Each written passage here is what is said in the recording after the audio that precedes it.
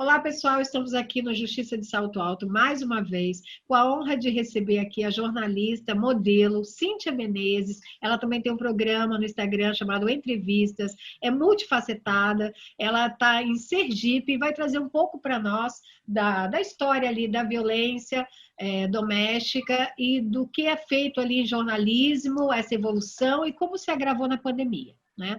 Temos um convidado especialíssimo trazido aqui pela Cíntia, que é o Dr. Carlos Benedito França Gomes, ele que é um baluarte da comunicação de Sergipe, é professor na verdade, de comunicação, na área de comunicação, e hoje também participa da direção do Tribunal de Contas do Estado de Sergipe.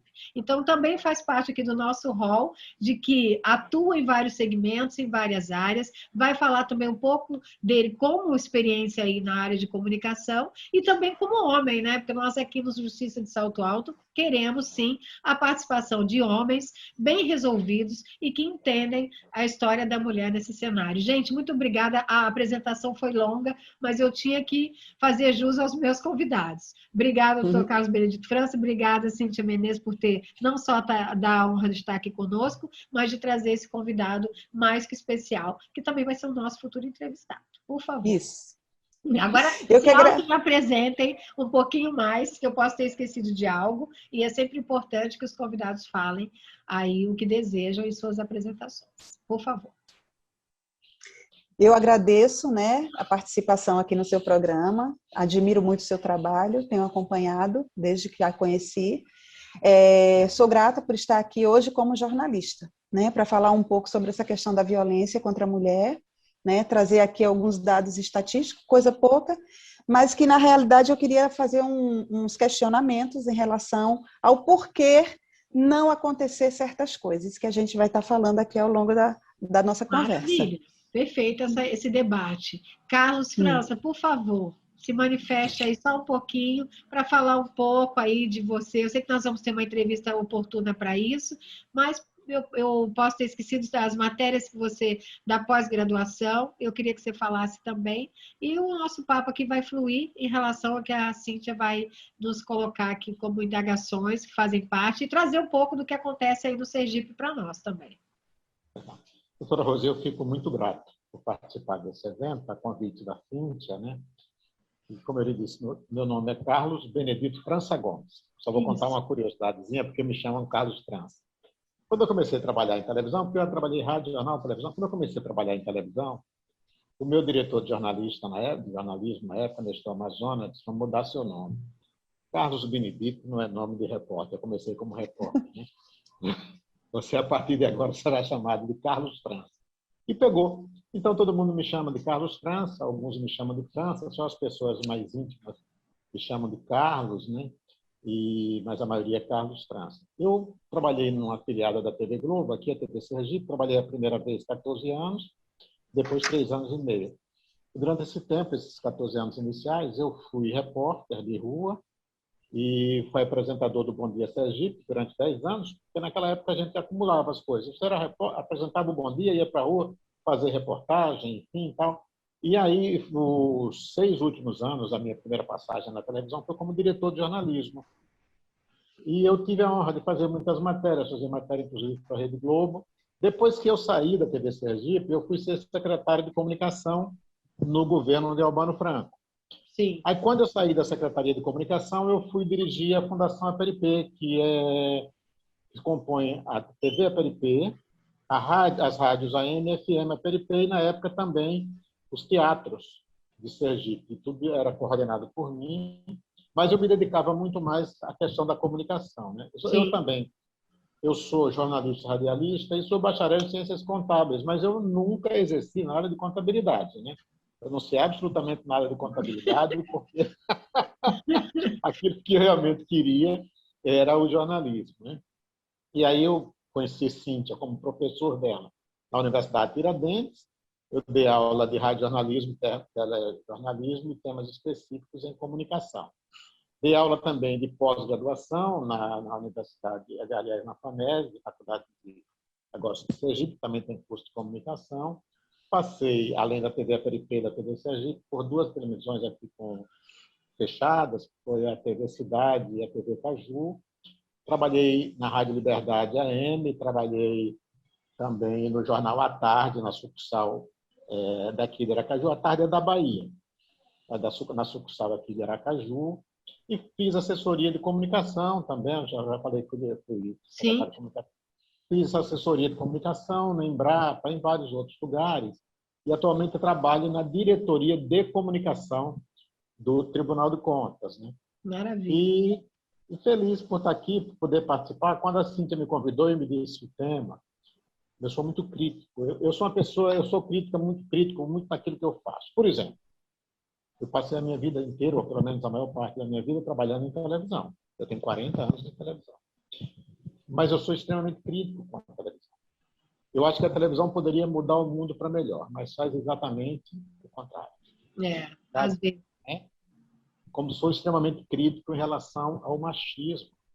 Eu estou assistindo uma série, Maria Madalena, e vejo que na época de Cristo, as mulheres não podiam sentar-se à mesa com os homens. Era proibido, as mulheres não podiam. Sim. E se a senhora for levar em conta, eu vou te chamar de você, viu, doutora? Por favor, a recíproca é verdadeira. Por favor, me chame de você também. E eu me lembro que eu vejo na série que naquela época as mulheres não podiam sentar à mesa com os homens. Sim. E é exatamente isso, Carlos, que eu gostaria, porque eu vou falar com a Cíntia do que acontece aí, eu queria que o senhor desse hoje nós vamos ter entrevista para o senhor me falar historicamente, que eu acho importantíssimo como comunicador e como homem principalmente, porque a visão masculina contra esse machismo, contra esse patriarcado, é o que nós buscamos. A gente não busca ser maior. O feminismo é um grau de igualdade com o homem, não um grau de superioridade, como as pessoas aí que não entendem o que é o feminismo começam a pregar como se fossem aquelas coisas radicais, aquelas mulheres loucas que não se depilam e que não sei o quê, mas nada disso. Então, claro que existe uma situação ali que foi colocada do outro lado, mas eu quero que o senhor participe justamente disso. E hoje aqui, quando ela falar dos casos, eu quero que o senhor fale aí essa visão, se eu deixo para daqui a pouquinho a gente falar dessa visão do machismo como homem, que muito nos acrescenta aqui no nosso trabalho, né? Porque mulheres falando, eu, Cíntia, a gente tem uma força X. Um homem falando dessa visão com esse olhar diferenciado que a gente busca aqui no Justiça de Salto Alto. Muito bem, vamos dar espaço à Cíntia, afinal de contas, Eu estou adorando. Eu acho que a participação. E ele pode nos dar esse feedback, né, Cíntia? Eu, com certeza. Você, como apresentadora e que busca dessa situação pró-mulher, nada como um homem para poder colocar esse olhar aí que a gente busca. Cíntia, como jornalista, nós falamos sobre isso, você disse que vai me trazer algumas indagações, isso é muito bom. Sim. Eu queria que você começasse falando justamente do índice de violência, né, que nós estávamos aqui buscando, puxando o gancho aí do assunto dele, do machismo, do patriarcado, quanto que você acha que influencia no Sergipe isso ainda, e depois sobre o aumento, se cresceu realmente, se houve um agravamento na pandemia. Então, estatisticamente falando, a gente sabe que no Brasil, em geral, a cada 3 mulheres, né, uma é agredida, violentada de alguma maneira, né, porque existem vários tipos de violência contra a mulher. O feminicídio, a questão do sexual, né, da agressão sexual. Então, assim, em 2020, né, o Brasil, nós tivemos uma violência contra a mulher a cada 5 minutos, eu achei isso um absurdo. Sim. Quando eu fui dar uma pesquisada sobre essa questão de números. E aqui isso que é uma subnotificação, hein, Cíntia? Há uma subnotificação. Isso, a gente não sabe de fato. Inclusive, eu estava conversando com uma amiga minha aqui, que é a moça do núcleo que eu te falei, né, que eu estou atuando lá também. Estou fazendo uma participação como voluntária. Sim. Na realidade, o núcleo ele não é um lugar físico ainda, ele é virtual, mas ele atende mulheres do Brasil inteiro. Mulheres violentadas, mulheres abusadas. E aqui em Sergipe, em 2019, os casos ainda estavam muito graves com relação à questão de notificações de violência contra a mulher. No ano 2020, houve uma queda. Só que com a pandemia, o número de casos de violência contra a mulher, por estar dentro de casa, aumentou consideravelmente, né? O fato de estar ali, todos num ambiente só, né? Isso propicia a questão do aumento da violência, tanto contra a mulher como crianças, meninas, né? E isso tem aumentado bastante aqui. Fala-se na questão dos casos de Sergipe, também, nós temos um Conselho Nacional de Justiça, né? Que tem um número de vítimas de pandemia cresceu e a frequência de variedade de formas diferentes, né? É uma agressão muito grande. Aqui, eu não sei se, mas aí no Rio de Janeiro eu sei que existe, né? A Casa da Mulher Brasileira. Isso, existe. Já tem aí no Rio de Janeiro, Belo Horizonte, Rio de Janeiro, Curitiba, alguns estados ele já tem. Aqui em Aracaju, esse ano, semana passada, o conselho se reuniu e já conseguiram uma verba para poder construir essa casa aqui em Aracaju. Eu fiquei muito feliz com isso, né? Uma verba destinada para aqui de 6 milhões, onde vai ser construída ao lado do Planalto, do governo aqui. Vai ser, né? E isso aí é muito interessante. O que é que acontece? Nós vivemos num país machista e o Nordeste, eu acho que isso ainda se agrava mais, né? Pela falta de cultura, pela falta de educação, que infelizmente nós temos muita gente aqui, né, que não tem estudos, e isso se agrava muito. No interior de Sergipe, a coisa ainda fica mais absurda, né? Eu estava conversando até, inclusive, com o professor Carlos França sobre essas questões, que esse ano foi que veio o Tribunal de Justiça, veio, como é que se diz? Como é que se diz? Professor Carlos França veio com o caso da legítima defesa, que a gente estava conversando sobre isso, né? Foi reconhecido. Que não existe mais a legítima defesa da honra. Da honra. Esse ano que veio se falar nisso. Que veio ser reconhecido oficialmente.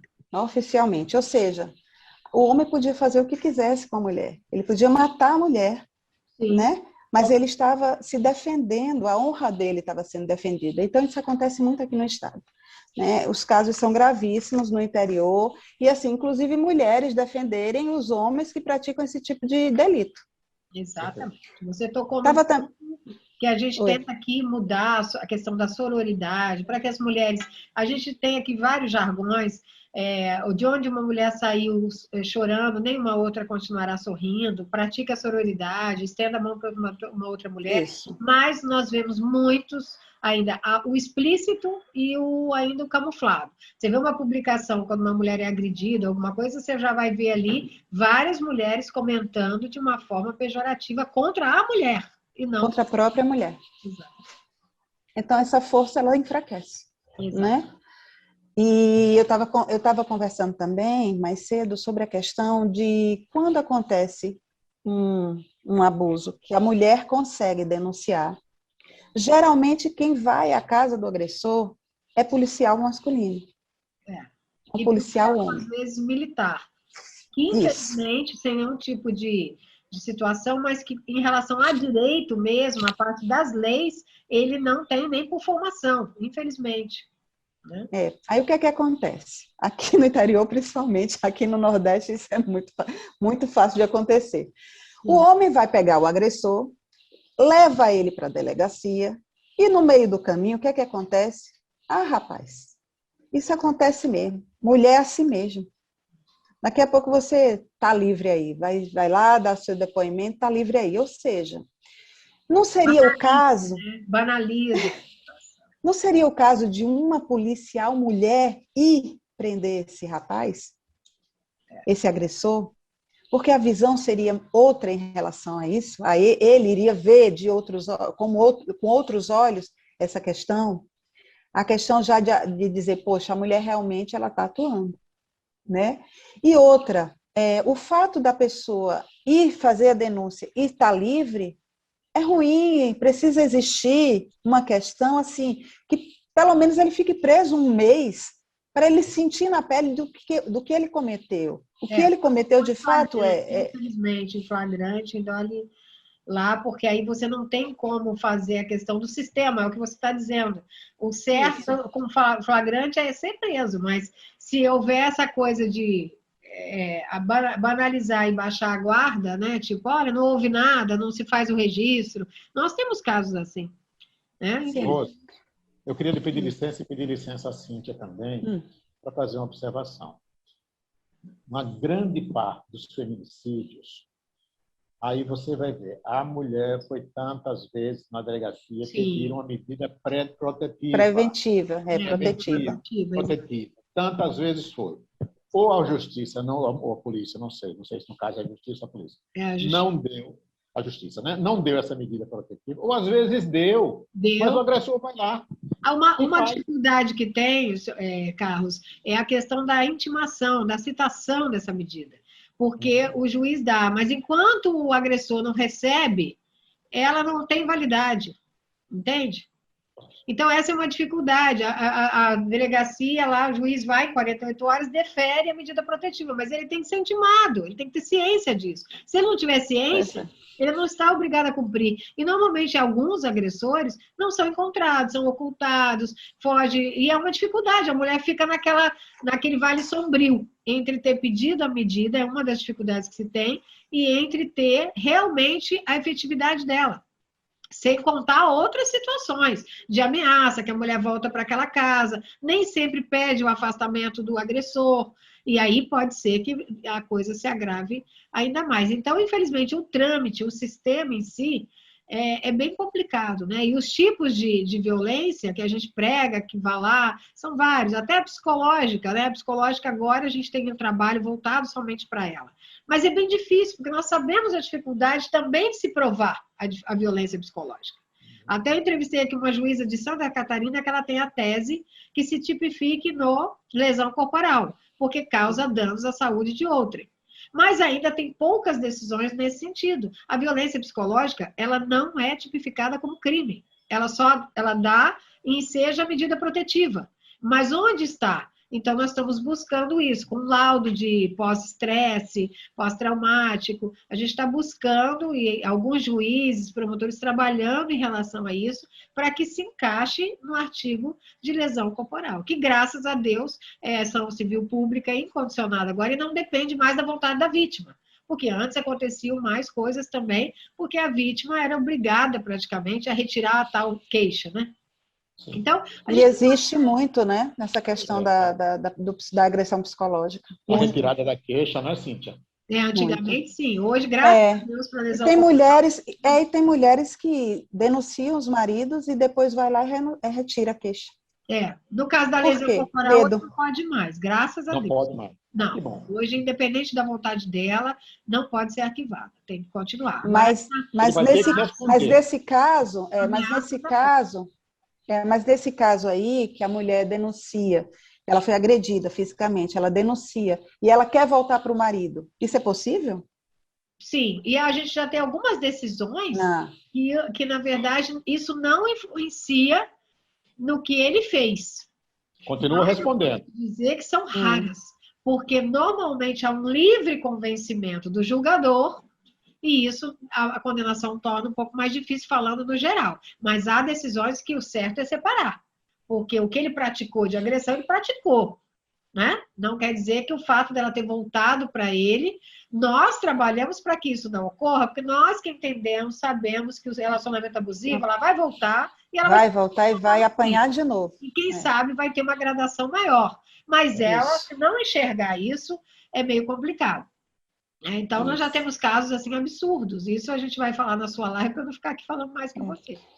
Essa questão de medida protetiva, ela também é complicada, assim, porque, assim, teve um caso aqui no interior de Sergipe que a mãe bateu na criança, na filha, e o marido, quando o ex-marido chegou lá, quando viu essa agressão, ele começou a filmar essa agressão, e ele usou a medida protetiva como desculpa para não ajudar a criança. Ele disse que, como ela tinha pedido medida protetiva, ele não se aproximou para salvar a criança por conta disso.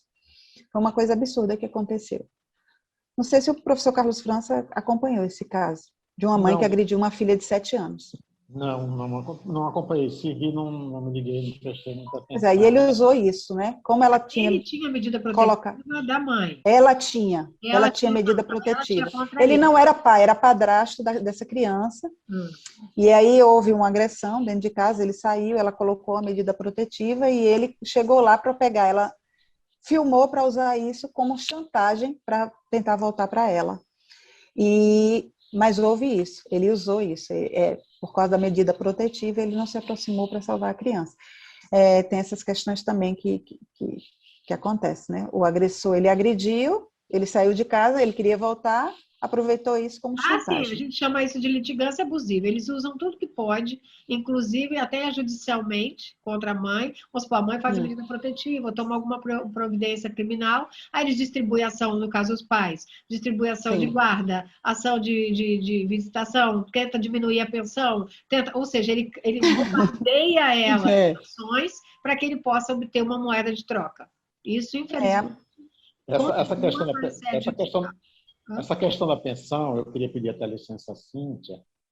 Se tem coisa que eu acho mais absurda do mundo, é um pai negar uma pensão ao filho. Eu acho que isso é um negócio inimaginável. É verdade. Infelizmente. Né? E, infelizmente, uma vez eu vi um caso que houve uma separação e esse pai ainda não tinha entrado em acordo na justiça para pagar a pensão, e esse pai, então, pagava essa pensão dos meninos, normalmente, sem questão de justiça. E aí, uma das irmãs da ex-mulher disse assim, Deus vai lhe ajudar. Ela disse, por quê? Porque você está ajudando os seus filhos. Ele disse, não, eu estou pagando a pensão dos meus filhos, é um direito que os meninos têm. E ela também, que não trabalhava fora, ela só cuidava dos filhos.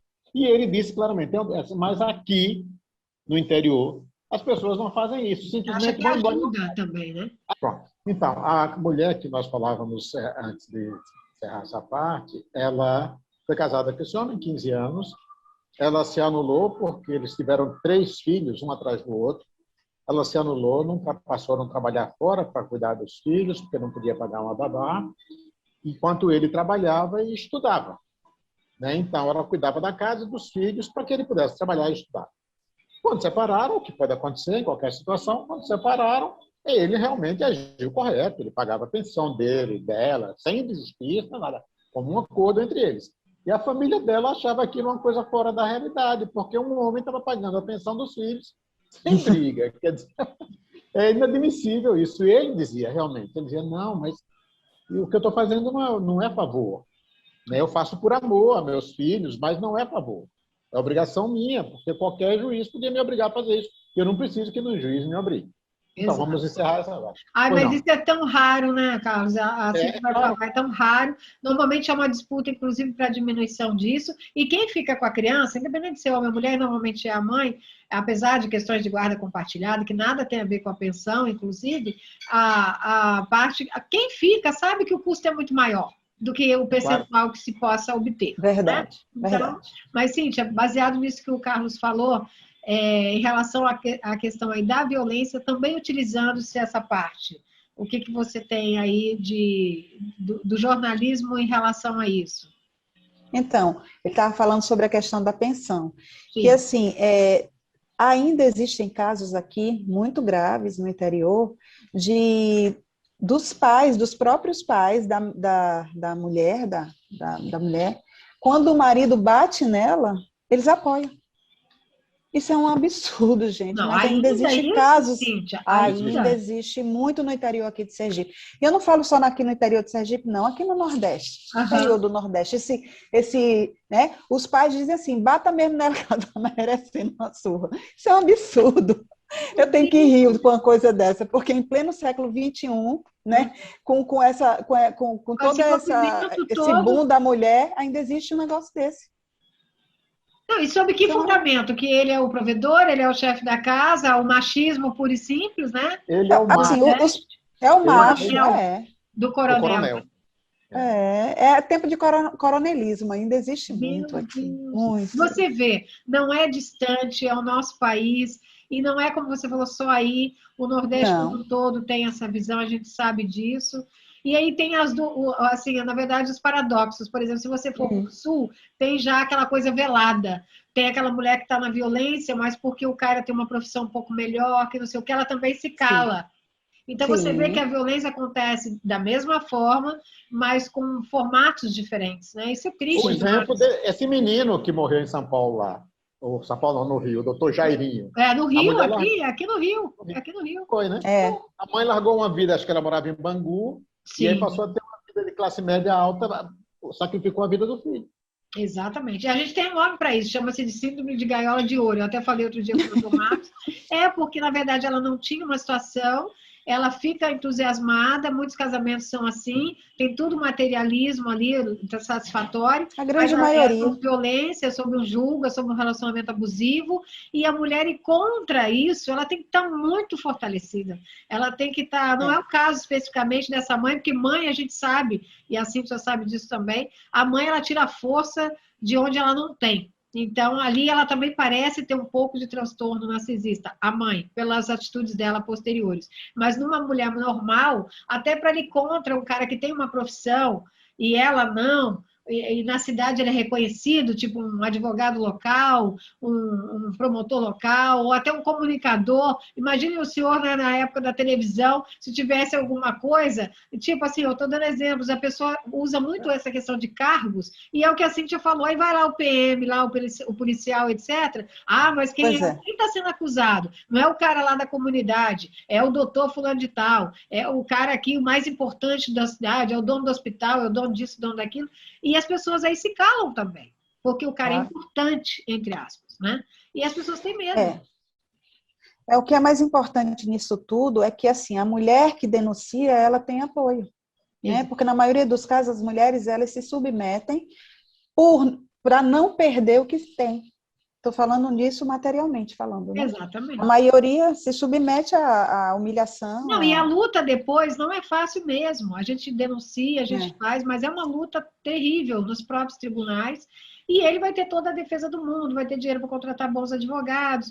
Enfim, é toda uma situação ainda de discrepância e de desigualdade que vai continuar, infelizmente, né? Porque essa mulher ela não precisa de apoio só psicológico. Ela precisa de um apoio financeiro. Um lugar onde ela possa ficar. Vai sair de casa, vai para onde? Se nem a própria família, muitas vezes a própria família ela não apoia. Você falou ela aí, não né? aceita. Imagina, essa mulher que está sob violência, foi agredida e a família apoia. Ela vai para onde, tipo? Vai para onde? Né? E como é que vai ser inserida no mercado de trabalho?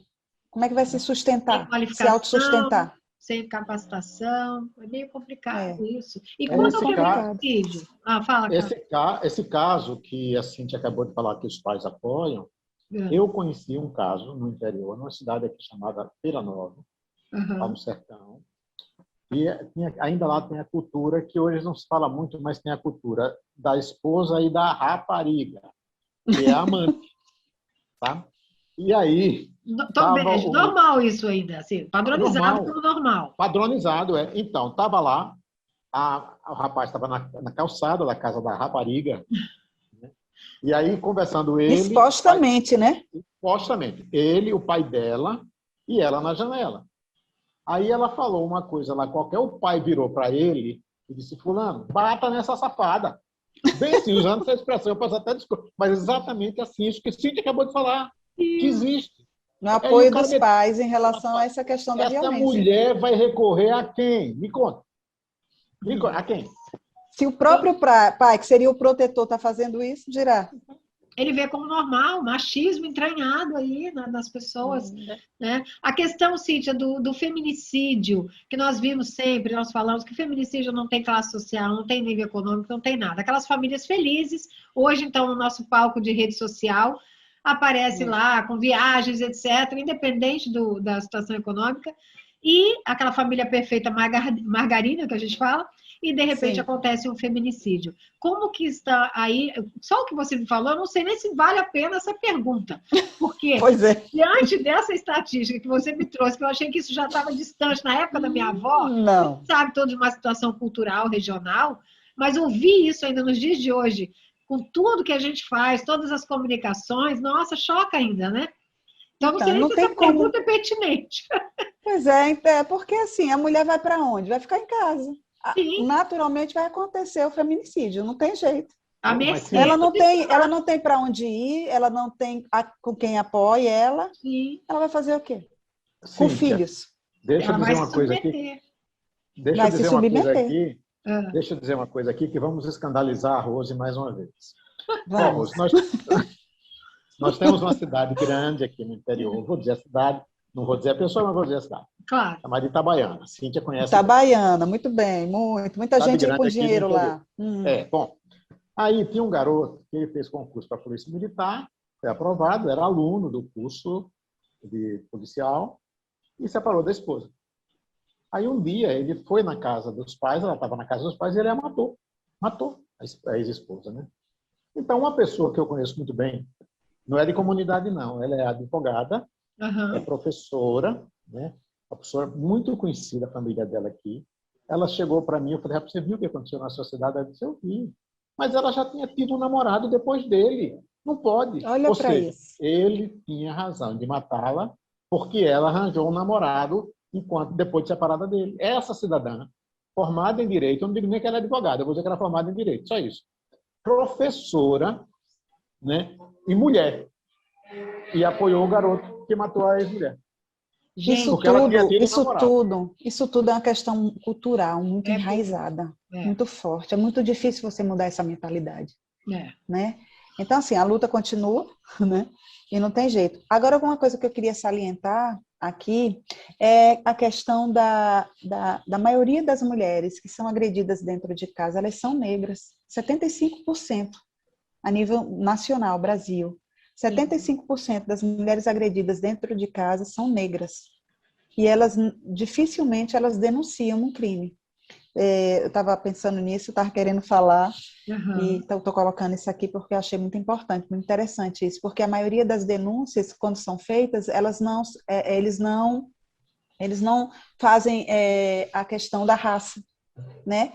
Sim. De que raça foi a pessoa que foi agredida. E é bom salientar que isso acontece. Mas diante do contexto, Cíntia, que você está me passando, eu acho que isso aí deve ser muito mais agravante ainda, o fato da cor da pessoa, infelizmente, que é um outro tipo de situação também entranhada aí na nossa sociedade, que é a do preconceito, que é a do racismo. Se uma pessoa ali, só o fato de ser mulher, pelo gênero, ela não se vê apta a fazer uma denúncia, porque você falou que, inclusive, você e o Carlos, a própria família, em alguns casos, acha que aquilo é tão natural a ponto de apoiar. Isso. Imagine aquela que ainda vai ter um outro preconceito, uma outra acusação sobre ela, porque o nosso país, infelizmente, ainda vive dessa forma. Então, além dela ser mulher gênero, ela ainda vai ter a questão da raça, da cor dela, que também vai depor contra ela. Realmente, a mulher ela vai ter que esperar, é o que eu já falei aqui em algumas lives, que as pessoas falam até que a morte nos separe, né? Quando você está com o agressor, resta saber a morte de quem e quando. Porque quando você casa, por exemplo, com um transtorno narcisista, você só falta esperar se você vai morrer um pouco cada dia e ter uma série de doenças, né, somatizadas pelaquela convivência abusiva, ou se ele vai cometer um feminicídio, vai te matar, etc. É você que vai escolher, praticamente. Uma mulher dessa, sem essa situação de defesa, ela só vai ficar ali pedindo a Deus a mercê da sorte, se ela vai morrer agora ou daqui a 6 meses. Mas a vida para ela não tem muita saída, a não ser submeter tudo que o agressor quer. Infelizmente, eu não vejo alternativa. Triste isso. Infelizmente, Por isso a importância, né, dessas casas de apoio, né? Exato. Eu estava conversando com a menina que fundou o núcleo, que me convidou para fazer atendimento. Ela disse que a maior dificuldade dela é justamente essa, que a mulher ela denuncia, mas aí não tem apoio. Ela vai ficar onde? Ela bate sempre muito nessa tecla, né? E aí não tem como ajudar essas mulheres. É muito complicado. É uma questão assim de entrar mesmo com questão de tribunal, de justiça, entrar forte. Como essa casa agora, né? Casa da Mulher Brasileira. Eu espero que com essa casa aqui em Sergipe, eu não sei como é que funciona. Ela realmente, de fato, funciona aí no Rio? Funciona. Funciona. Não, assim, é uma situação, Cíntia, que Tem que ter. Como que a mulher vai fugir, às vezes hoje tem o afastamento, mas essa mulher com filhos, às vezes nem dá, dependendo da gravidade do caso, não dá para ser só afastado, porque ele não vai ser afastado completamente, porque as crianças têm a visitação.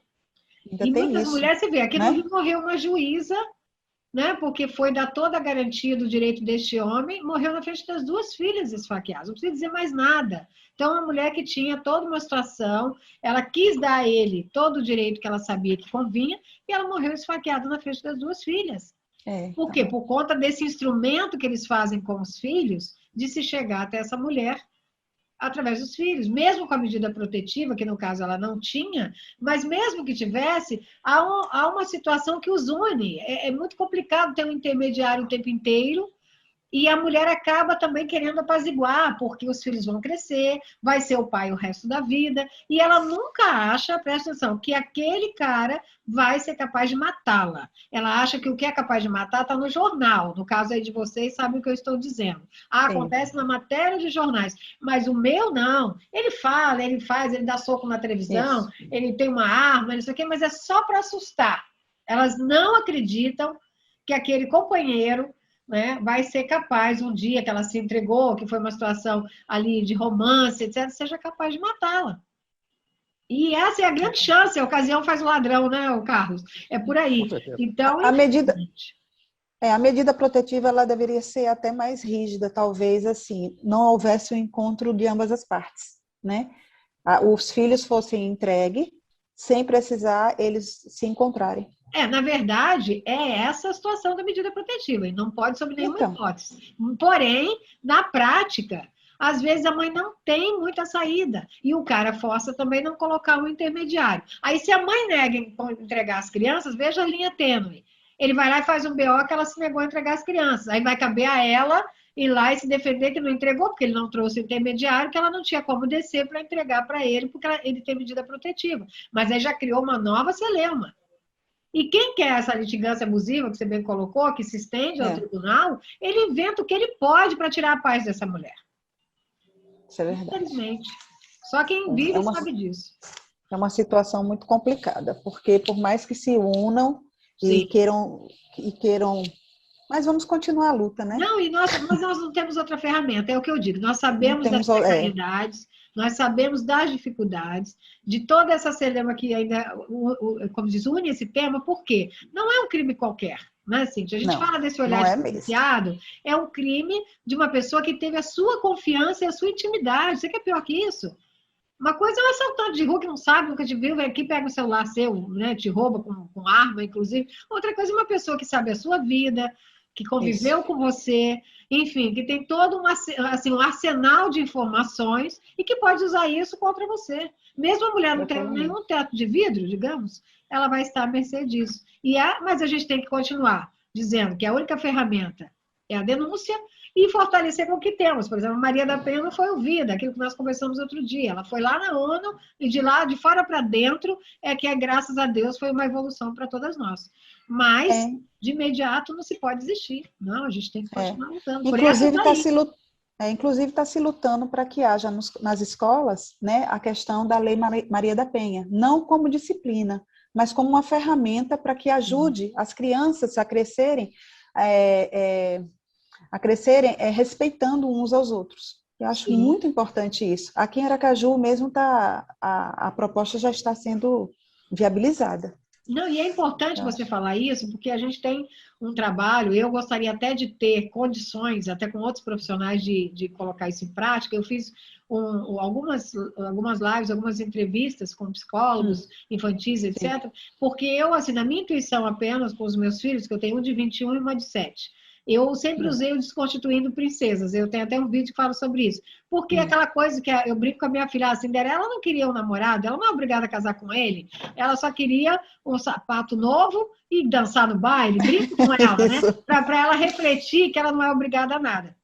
E o meu filho é a mesma coisa, né? Que nunca seja no não de uma mulher que você você vira as costas e vai embora. Se algum dia ela estiver errada, será a mesma atitude, porque as pessoas erram, homens e mulheres. O que você não pode é tratar como um crime ou ter uma reação criminosa porque a pessoa errou. Isso não tem nada a ver uma coisa com a outra. Então, eu penso que essa questão da educação, tanto do menino como um suposto futuro agressor, que não pode ser, e a menina como uma suposta futura vítima, que também não pode, a gente tem que desconstituir essas coisas. O menino não pode brincar de casinha. Vamos aqui pegar, né? A gente tem pouco tempo, mas aí, quando ele cresce, cobra-se dele que ele seja um pai presente, que ele ajude a cuidar, não, porque ele tem obrigação de cuidar das crianças, obrigação de ajudar na comida, obrigação de ser um provedor e cuidar da casa. Como se ele não vivenciou. Não é? Ele não sabe o que é isso. Aliás, isso era um preconceito já enraizado lá na vida dele. E a menina é o oposto. Ela quer jogar um futebol, ela não pode. Por quê? Porque ela só pode se for de boneca. Não, gente, peraí. Então... O menino não pode pegar a boneca da amiga. Exato. Mas e como é que ele vai cuidar do filho? Não vai, ele só vai no máximo dar dinheiro o que der, porque a gente é uma luta para uns darem também. Mas senão ele vai achar que aquilo ali é função da mulher. Então, essa construção para a nossa nova geração de parceria e não de competição, ou nível de desigualdade, assim, eu acho que a longo prazo é uma saída, eu concordo com você. Agora, eu queria, Rose, quando você fala nessa construção, eu queria fazer uma colocação. Sim. Está muito longe do ideal, mas é muito longe mesmo. Muito. Agora, nós já progredimos muito. Sim. Nós já progredimos muito. Até recentemente, Nelson Rodrigues dizia assim, quando um homem bate numa mulher, ele pode não saber porque está batendo, mas ela sabe porque está apanhando. Olha só. Nelson, ele dizia, e muita gente brincava, fazia... Isso daí já ressalta a perspicácia da mulher. Hoje não se admite. Né? A sensibilidade, né? A intuição feminina é muito forte. Hoje não se admite mais você dizer isso. Não se admite. E hoje, até recentemente, nós não podíamos imaginar um debate como nós estamos tendo aqui agora. Sim. Levantando essas questões. Então, está muito longe de chegarmos ao ideal, muito longe mesmo, mas nós estamos progredindo. Eu acho que o que a gente está fazendo aqui é um progresso muito grande. Sim. E outra coisa, Carlos, até nas músicas, se você observar, eu outro dia estava ouvindo, Estranha Loucura da Alcione. As músicas de Roberto Carlos, Por que me arrasta aos seus pés? Por que me dou tanto assim? Se você vê, aquilo é um abuso. Né? Se você for ouvir a música e ouço coisas que eu nunca fiz, você me acusa de coisas que eu nunca fiz. Pega a letra, que você vai ver que a música é uma situação de abuso. Na minha infância... E romanceava isso, né? Então, na minha infância, tinha uma música que dizia assim, essa nega, para ser minha, vai ter muito que sofrer. Olha. Apanha quando merece, apanha sem merecer. Mas olha, as músicas de hoje, principalmente as sertanejas românticas, né, falam muito sobre isso, gente. Sim. Ainda hoje, as músicas, as letras falam muito sobre isso. Se você pega, a mulher às vezes ouve, se identifica e não sabe que está numa situação de abuso. Por isso que a gente trabalha o despertar. Porque para a mulher despertar que ela está numa situação abusiva, acho que dá aquele startzinho, aquela chavezinha. Nossa, demora. Isso aí são as entrelinhas que vai entrando no subconsciente, no inconsciente da pessoa, vai ficando lá e a mulher passivamente vai aceitando tudo isso. Sim. E a cultura do estupro? Uma menina que foi estuprada porque estava com um shortinho, ela foi culpada porque foi estuprada. Exatamente. Isso. A culpa é uma forma, Carlos, você como homem, é importantíssimo falar isso, de sempre achar um jeito de colocar a culpa na mulher, na vítima. Culpa na mulher. Na vítima. Então, se você foi estuprado, você estava assim, se você foi... já chegaram pessoas para mim e perguntaram, mas doutora, eu não posso denunciar esse meu segundo namorado, porque o primeiro eu já denunciei. E aí vão achar que eu que sou errada. Eu falei, querida, se você foi assaltada 10 anos atrás, e agora você foi assaltada por uma outra situação, você vai deixar de denunciar o segundo porque você já foi assaltada um dia na vida? Isso existe. Mas as pessoas carregam, como a Cíntia bem colocou, e isso de educação, os próprios pais, e aquela coisa, você tem que se submeter. A mulher é criada para que ela se submeta. E quem não se submete é louca. Até hoje, nós somos as bruxas doidas, tá, Cíntia? Bem-vinda ao clube, aí você já faz parte. Por quê? Porque as bruxas loucas são essas pessoas que veem a realidade e não estão ali encaixadas no padrão. Então, nós somos a ex-louca, nós somos a pessoa louca. Eu brinco até com os meus sobrinhos e com os meus filhos que eu não sou a tia rica, mas a tia louca eu já consegui ser, estou feliz. E a gente está nessa, né? Cíntia, tem mais alguma coisa que você queria destacar? E corre o risco de ir para a fogueira, né? Oi? Corre o risco de ir para a fogueira. Corre o risco do quê? De ir para a fogueira. De ir para a fogueira. Olha, mas se você for pegar historicamente, não é nada mais que isso. As mulheres que viam a realidade eram as hereges, eram as bruxas. As consideradas bruxas. Então, se somos livres, somos bruxas. Eu não tenho dúvida disso. Né? Cid, tem mais alguma coisa que você queira colocar? Não, queremos salientar também mais um ponto, que ontem nós comemoramos o Dia Nacional, né, da Mulher, né? Ontem. Porque, na realidade, o Dia Internacional da Mulher ele é comemorado 8 de março. Isso. Mas como na época, né, a gente estava passando pela... A gente não. Naquela época. Eu não estava, não. Pela ditadura, Sim. Né? Aí criou-se o Dia Nacional da Mulher, que foi ontem, né, que foi comemorado. E que é pouco falado, né, Cíntia? A gente nós não falamos. Em homenagem a uma enfermeira, né? O nome dela é a Jerônima Mesquita. Ela foi uma enfermeira brasileira que liderou o movimento, né, feminista no Brasil e colaborou para a criação do Conselho Nacional durante os anos de chumbo aqui. Muito interessante colocar sobre isso. Então, assim, a gente continua na luta, né? A gente continua procurando o nosso direito, né? Nosso empoderamento feminino, que é muito importante, e isso, a união das mulheres. É preciso criar-se uma cultura nova, uma desconstrução, né, mental dessas mulheres para reconstruir. Mas a luta não é fácil, porque já vem arraigada de muitos e muitos anos. E é fazer isso que você está fazendo, Rose, promover esse tipo de debate, promover esse tipo de eventos, nos unir e falar, e falar, e falar, para ver se incute na cabeça dessas mulheres que elas podem. Exatamente. Que elas não precisam só se submeter, né? É o nosso maior desafio no movimento. Eu coloco isso desde a primeira entrevista, e primeira situação, porque a gente também ajuda mulheres, né, na prática, né? Eu também como advogada. Sim. E aquela situação delas simplesmente não, às vezes, não querer ver a realidade.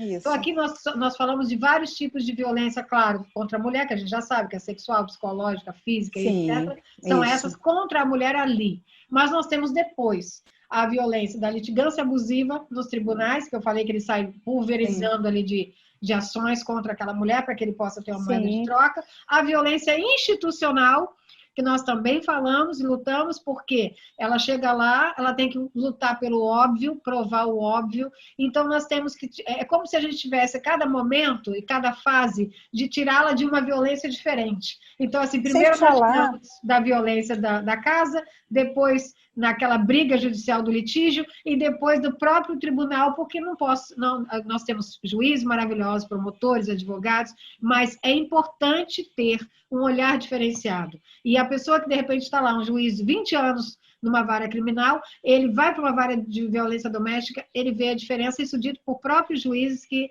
chegaram nessa situação. Então, tem que ter esse olhar diferenciado para essa mulher que teve intimidade, que teve confiança nessa pessoa. É completamente diferente de um crime de entorpecente ou qualquer coisa que o valha, né? Então, a gente tem essa luta constante. E sem falar também, assim, que é bom deixar aqui para a gente pensar como é que vai ficar as novas relações dessas mulheres que saíram de relacionamentos abusivos. Sim. Como serão os novos relacionamentos dessas mulheres? Porque muitas se envolvem com outras pessoas que praticam as mesmas coisas. Olha, é um ciclo. Então, assim, na verdade, é um círculo vicioso mesmo. É um círculo. Elas conseguem repetir, e se não fizer uma terapia, uma situação de tratamento, segundo os psicólogos e psicanalistas, e ela simplesmente se autoconhecer, se autorrespeitar, se autoamar, porque isso está também de acordo com o que a gente já vive aqui, relacionado muito ao amor próprio, à autoestima, ao autoconhecimento e ao autorrespeito. E aí ela vai repetir, tende-se a repetir. Senão vai ser igual aquela frase que diz assim, né? Minha mãe sempre disse que eu tenho um dedo podre para arranjar relacionamento. Exato. Mas na realidade é ela que precisa ser ajudada, aprendendo a ter uma nova visão. E tem a ver com tudo que falamos aqui, o patriarcado, o machismo, que ela não existe, que ela está em segundo lugar, então ela coloca primeiro o parceiro em primeiro lugar, os filhos em primeiro lugar, e ela nunca em lugar nenhum. E nós fazemos isso, às vezes, sem perceber no automático. Nós fazemos um pouco também, eu, você, qualquer mulher, em algum momento, mas graças a Deus nós temos a consciência para nos libertar das outras amarras. Então, isso nos torna menos vítimas. Mas é uma situação que se perdura. A gente tem que dar conta de tudo. A gente acha que pode e que deve dar conta de tudo, né? E isso não é assim. Né? A gente precisa do nosso espaço, do nosso tempo, do autocuidado, de uma série de coisas. E a gente abre mão disso em prol de uma situação bem maior. Cíntia, eu conto com vocês aí, eu gostaria de ficar falando, a gente tem um tempo, eu quero que vocês deixem mensagens finais, e eu queria também deixar assim, conto com vocês, com esse trabalho que eu faço, para propagar. Sim. Nós falamos muito sobre alienação parental, tem alguns juízes aí, eu tenho um livro que eu mostrei outro dia numa live, que é a invisibilidade das mulheres e das crianças frente a essa lei perversiva, que é a da alienação parental, porque ela veio com um bom condão, mas ela tem sido mal utilizada em outros tribunais. Então, é uma briga que a gente está tendo também, tipo, tirar a guarda das mães de uma forma abrupta. Né? E tem também a questão da constelação, né? Que é usada, utilizada. Que é importante por um lado, mas que nos casos criminais não deveria ser, e fazem uma mistura. Então, a gente está tentando, é sempre uma evolução. E eu conto com o seu Carlos França, né? Conto com você, para a gente divulgar, pulverizar, e fazer esse trabalho aí, depois eu ir no seu, e a gente poder divulgar o máximo possível essa questão da violência contra a mulher, contra as nossas crianças e adolescentes, porque a criança também ela só é ouvida quando acontece isso aí, da morte, por exemplo. Quando ela está lá para ser ouvida, a maioria das vezes não dão muita importância ao que a criança fala. E ela tem o direito acima dos outros, pelo ECA, né? Mas, infelizmente, na prática não é assim. É verdade. Então, deixa a sua mensagem final, depois o seu Carlos França, meu convidado, eu agradeço muito a vocês e vamos colocar isso mais para frente ainda cada vez mais, em prol da nossa luta aí. Te agradeço pelo convite, te agradeço pela participação, de estar podendo trazer um tema bastante importante, né, e sempre oportuno. A violência da mulher ela vai continuar, mas o que é importante hoje é o progresso. É a gente buscar se unir, fazer esse tipo de coisa que nós estamos fazendo aqui, debater, levar ideias, né, também para outros órgãos, e continuar na luta, né? E não assim, não aceitar isso como um fato. Não, isso é um fato, a gente tem que aceitar. Não, a gente tem que se revoltar, né? Então eu deixo aqui minhas considerações finais são essas. Mulheres se unam, né? Lutem por vocês mesmas e pelas suas que estão ao seu redor. Procurem olhar de maneira diferenciada as pessoas que estão ao seu redor, né? Porque nós somos seres fortes. Né? Apesar de sermos mulheres, nós somos fortes e nós vamos conquistar muito mais do que nós já conquistamos até agora. O empoderamento ele está aqui entre nós. Então vamos tomar posse, né, dele e fazer valer os nossos direitos. Rose, muito obrigada. Professor Carlos França, muito obrigada pela sua participação aqui, que muito nos enriqueceu, né, Rose? Sim, nossa. E agregou muito. É muito importante, agrega muito e nos dá esse contraponto do que a gente fica aqui falando. É importante quando o homem é consciente, né? Nós sabemos que o homem consciente é homem de verdade. O que não é, ele é ali um animal quase para o irracional, desculpe, mas é praticamente... E olha que nem os animais têm tamanha insensibilidade, porque eu amo os animais, e muitos deles, a maioria, tem uma conexão de alma com o ser humano, que não seria nem justo da minha parte compará-los aos animais. Você vê que eu não tenho nada contra homem, não, só sou realmente... homem de verdade, não, né, seu Carlos França? Finalize as suas considerações. E a arte de ser feliz, sim, já é revolucionária. E nós buscamos essa arte protegendo outras mulheres, né, fazendo essa corrente do bem, graças a Deus. Isso é maravilhoso, maravilhoso. Obrigada, seu Carlos França. Mais uma vez aqui uma honra ter a sua participação como grande comunicador, e vamos fazer a nossa, e aí a Cíntia volta para participar, vamos fazendo esse com certeza. O pessoal vai aprendendo aí conosco algumas coisas. Fiquei chocada com a parte de Sergipe. Eu vou pontuar isso. É só um pouquinho do que a gente falou, né? Nossa, muito, mas vamos falar outras vezes. Tá, seu Carlos França, por favor, finalize. Na verdade, não é nem o senhor, você finalize, que eu me comprometi a não chamar nem de doutor, nem de senhor. Vai lá, finalize, exatamente, por favor. Olha, eu sou muito grato a vocês duas por ter participado desse debate hoje aqui, porque tudo aquilo que eu falei, aquilo que sai do meu coração é a maneira como eu penso, sabe? Sim. Eu não sou nem machista, nem feminista, eu acho que nós temos que ter igualdade de condições e a mulher e o homem têm que se ajudar para que possam criar filhos saudáveis, né? Saudáveis, eu digo, mentalmente, né? E tem muita mulher adoecendo por causa dessas coisas. Você falou agora há pouco sobre doença psicossomática. Nós sabemos que o câncer, por exemplo, é uma doença psicossomática. Tem muita mulher somatizando isso, botando como câncer de seio, câncer de útero, né? E nós, enquanto homens e mulheres, temos a obrigação de fazer alguma coisa para mudar essa realidade, e eu me sinto muito feliz por ter participado desse debate. Muito obrigado, Rose. Obrigada. Fiquem com Deus. Boa noite para vocês. Beijo. E olha, vamos falar mais vezes sobre o assunto, que tem muita coisa para falar. Ah, tá, Rose. O psicanalista Marcos Souza disse que não entrou nessa live porque ele está envolvido num trabalho. Porque ele faz um trabalho, né? Sem ser de psicanalista. Verdade. Mas ele gostaria muito de estar aqui presente foi até conosco. Mas, infelizmente... Verdade, bem pontuado. Um beijo para ele. E, assim, eu vou falar com ele depois, mas realmente ele ficou de não participar, tem razão. Um beijo. Beijo, Cíntia. Obrigada. Beijo. Muito obrigada. Carlos, beijo. Beijo, querida. Até a próxima.